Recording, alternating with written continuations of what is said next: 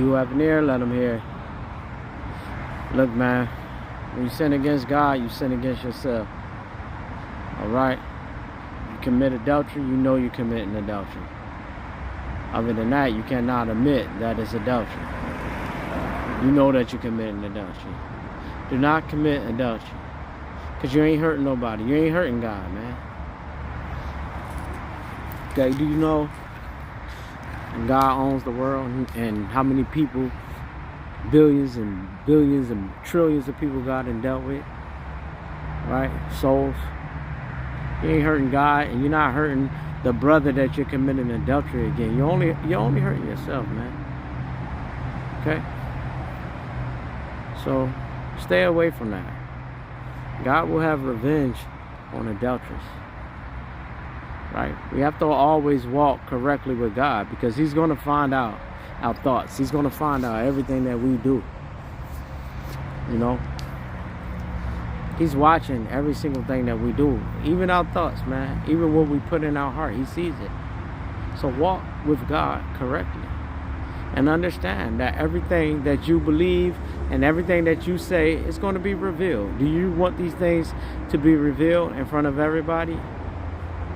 If you can defend it according to the Lord, then fine. But if you cannot defend it, you have to give these things up. Lying lips is an abomination. God hates liars, bro. You know? But those, you know, who don't lie and deal truly with God, they are his delight. He delight in people who can tell the truth. Right?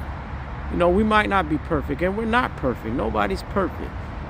But at least we try. And if we're speaking the truth and we're really trying, he gives us chances to get it right, even if we're not really getting it right. Okay? But just don't purposely do these things. That's all I'm saying. And that's all Jesus is saying. And I'm only speaking the words of Jesus Christ. So, you know, adultery. If we commit adultery, we know that we're cheating. If we lie, we know that we're lying. You know, and these things are against God, so we know that we're sinning. All right? Don't defile your marriage, man. Live justly with your woman, as Jesus Christ is going to live justly with you.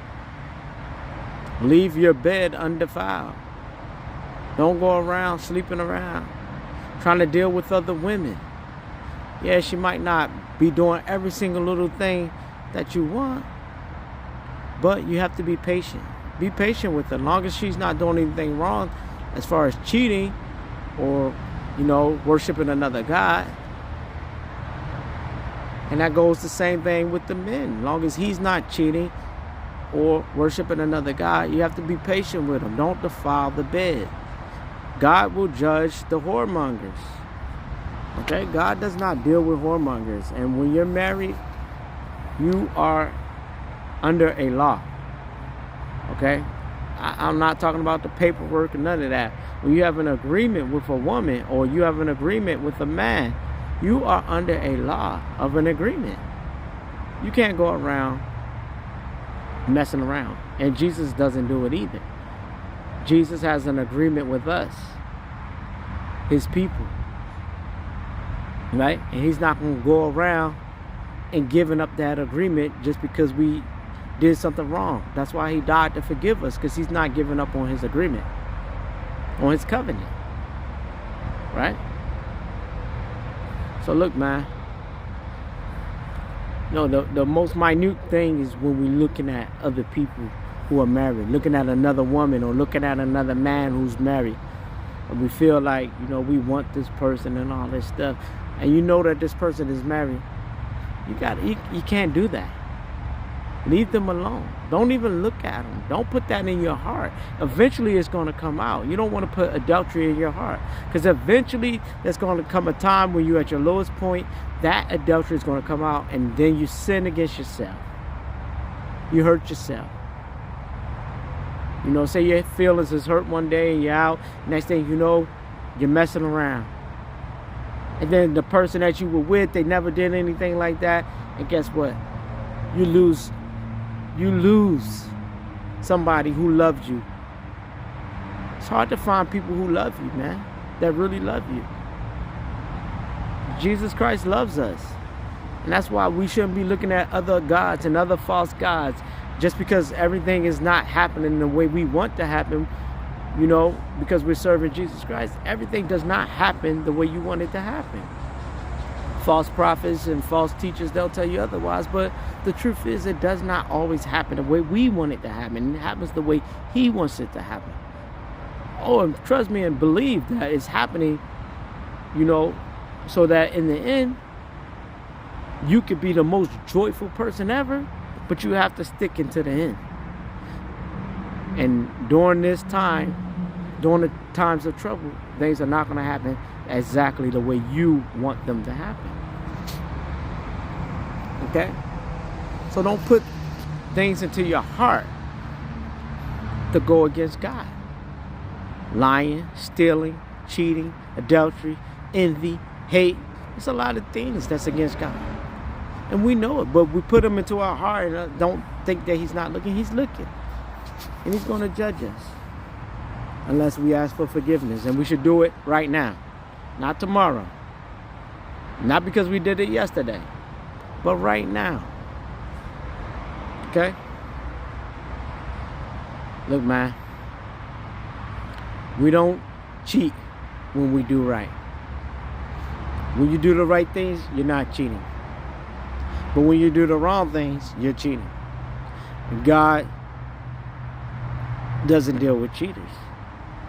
Why? Because anybody who believes that he's cheating is sinning against himself.